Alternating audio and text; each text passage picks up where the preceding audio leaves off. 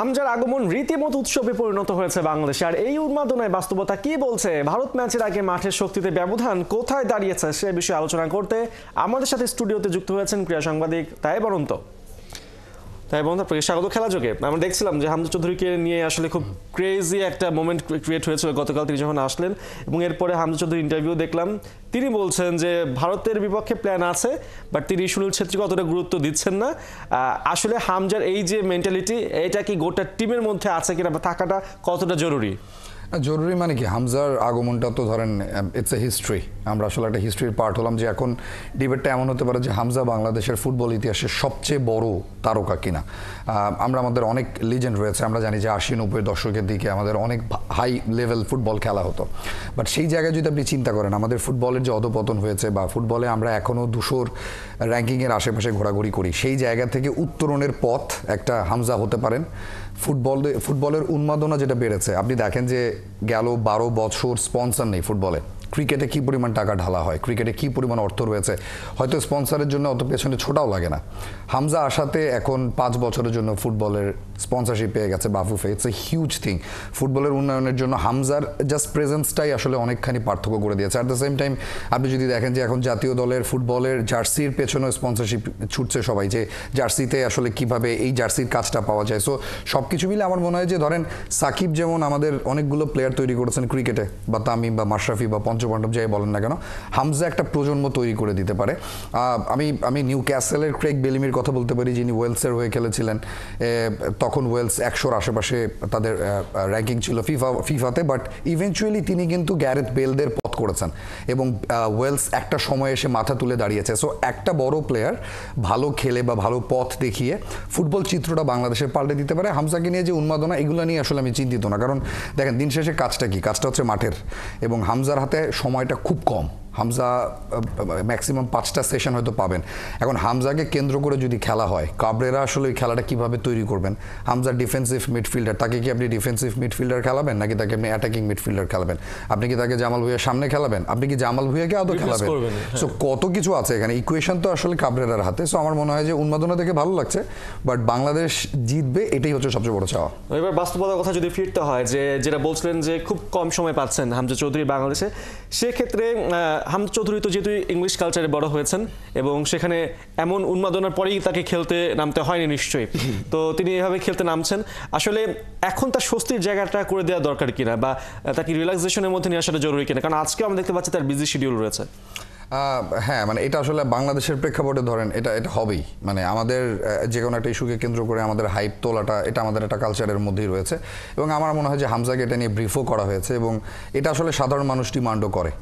মিডিয়াকে আপনি এখানে দায়ী ধরেন অথবা দায়ী না ধরেন, আবার at the same time media এই খবরগুলো প্রচার করছে বলেই তো হামজাকে নিয়ে এত আলোচনা হচ্ছে।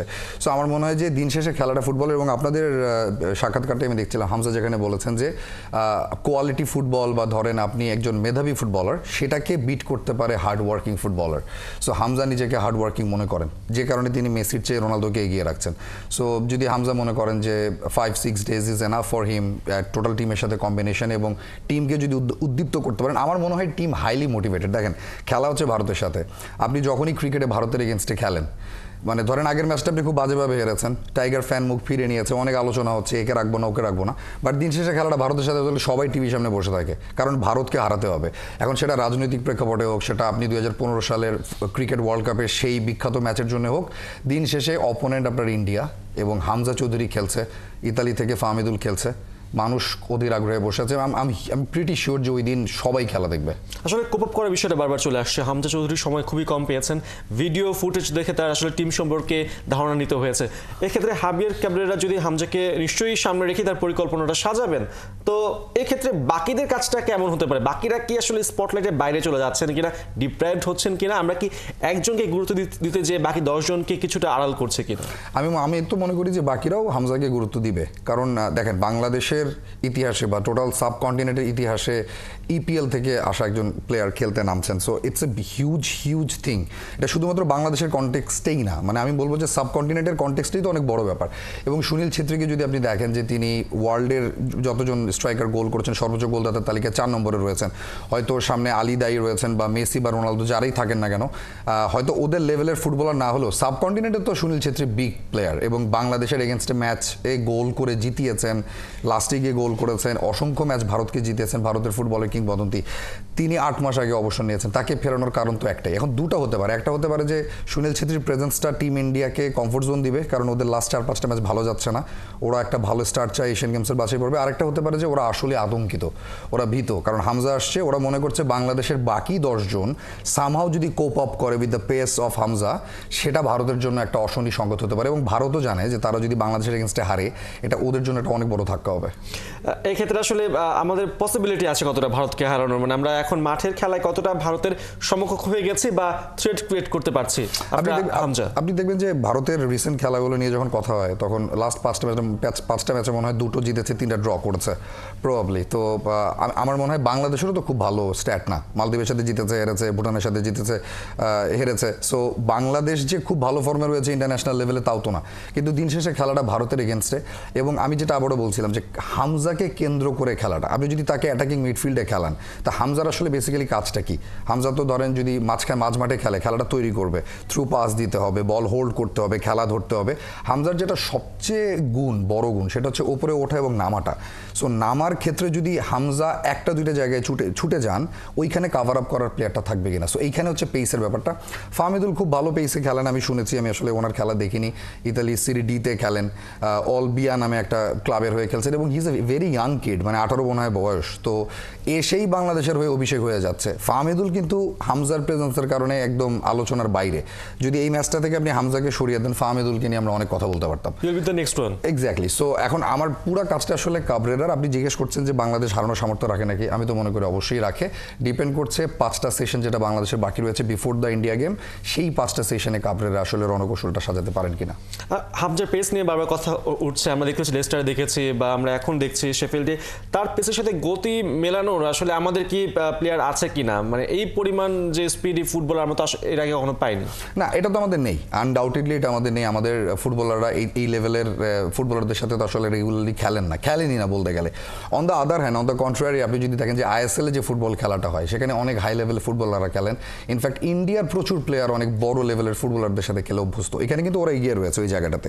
But at the same time আবার একটা জিনিস আমি বলতে চাই যে ধরেন জলাতানের আত্মজীবনীতে জলাতান বলেছেন যে যখন পেপ গার্দিওলার আন্ডারে বার্সার হয়ে খেলতে গিয়েছিলেন, তাকে মেসির পেছনে খেলানো হতো এবং জলাতান কিন্তু তার নিজের খেলাটা ভুলে গিয়েছিলেন।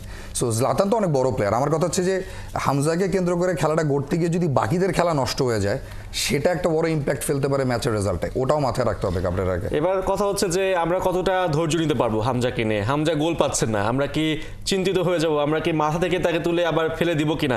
হামজা গোল পাচ্ছেন না, অস্থির হওয়া উচিত নাকি আসলে আমাদের ফুটবলটা বোঝা উচিত ফুটবলটা কি বলছে? হামজা তো আসলে বেসিক্যালি স্কোরার না, he is not a striker. So Hamza goal পাবে না, এটাই বাস্তবতা। হামজা গোল করাবে, হামজা থ্রু পাস দিবে, আমি যেটা বলছিলাম যে বল হোল্ড করবেন, খেলাটা নিয়ন্ত্রণ করবেন। হামজাকে আমি ক্রিয়েটিভ মিডফিল্ডার হিসেবে দেখি না। ধরেন আমরা যখন মানে রিয়ালের খেলা দেখি, আমরা কিন্তু দেখি যে প্রচুর ক্রিয়েটিভ মিডফিল্ডার রিয়াল জন্ম দিয়েছে। হামজাকে যদি আমরা সেটা চিন্তা করি যে হামজা এসেই একেবারে পুরো ম্যাচটা কন্ট্রোল করে ফেলেন, এটা হবে না। কারণ খেলাটা দিন শেষে 11 জনের। হামজা যে থ্রু বলটা পাঠাবেন, হামজা লেস্টারের হয়ে খেলে বা এখন শেফিল্ডের হয়ে খেলে তিনি মাঝমাঠ থেকে যে বলটা থ্রু বানাচ্ছেন, উনি অটো জানেন যে ওখানে আমার রাইট উইঙ্গার পৌঁছে যাবে। এটা কি বাংলাদেশের রাইট উইঙ্গার পারবে? সো এই পেসটা মিলাতে হলে হামজাকেও হয়তো কিছুটা স্লথ হতে হবে, কিংবা যিনি উইঙ্গে খেলছেন লেফটে, রাইটে কিংবা সেন্টারে, তাকে একটু ফাস্ট হতে হবে। এইখানে হচ্ছে কাবরেরার কৌশলটা। কাবরেরা আসলে কীভাবে পেসটাকে মেলাবেন। এবং Hamza I am pretty sure is a very খুবই পরিশ্রমী একজন player, he knows what to do. এবং সবচেয়ে বড় কথা হচ্ছে যে হামজার এই যে ধরেন কালকে অভ্যর্থনা সংবর্ধনা যাই বলেন না কেন, এটা যদি উনি হাসি মুখে নেন, এটাকে যদি এনজয় করেন এবং দিন শেষে চিন্তা করেন যে I M A footballer, I have to play football, আমাকে ম্যাচ জেতাতে হবে, আমি এসে জাস্ট বলে দিলাম যে বাংলাদেশ জিন্দাবাদ, বাংলাদেশ জিতে যাক, এটা হবে না। আসলে খেলাটা মাঠের।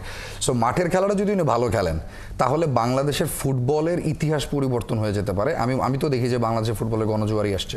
অবশ্যই আমরা এরপরে বিরতিতে যাব, তার আগে আরও একটা প্রশ্ন করে নিতে যাচ্ছি আপনাকে। সেটা হচ্ছে যে আমরা ভারতকে দেখছি, বায়োচুং ভুটিয়া বা ওদের কোচ সবাই কিছুটা মানে হতাশ তাদের যে সিস্টেমের উপর, আই লিগ বলি, আইএসএল বলি, ঠিক সেম অবস্থা আমাদের মতো, যে আমাদের স্ট্রাইকার উঠে আসছে না ফরেন প্লেয়ারদের জন্য, ওদেরও স্ট্রাইকার উঠে আসছে না ফরেন প্লেয়ারদের জন্য, যার জন্য আসলে সুনীল ছেত্রীকে নিয়ে আসতে হলো। সো এই পর্যন্ত এখন আমাদের বাংলাদেশের স্ট্রাইকার রয়েছে না, রাকিবের কথা বলি, ফাহমিদুর কথা বলি, তাদের জন্য বড় একটা অপরচুনিটি যে তারাও আসলে গোলের সংখ্যাটা বাড়াতে পারবে ওখানে।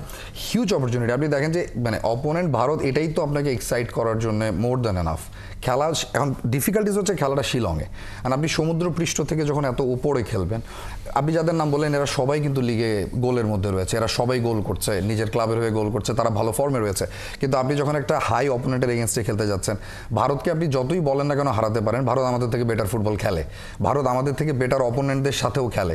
সো আমি আশা করব যে ফর্মটা ধরে রাখতে চাইলে, এবং আমি যদি হামজার সাথে একই টিমে খেলতাম, আমি তো খুব এক্সাইটেড থাকতাম এটা চিন্তা করে যে হামজা আমাকে এমন একটা থ্রু পাস দিবে যেটা থেকে গোল করা আমার জন্য ইজি হবে।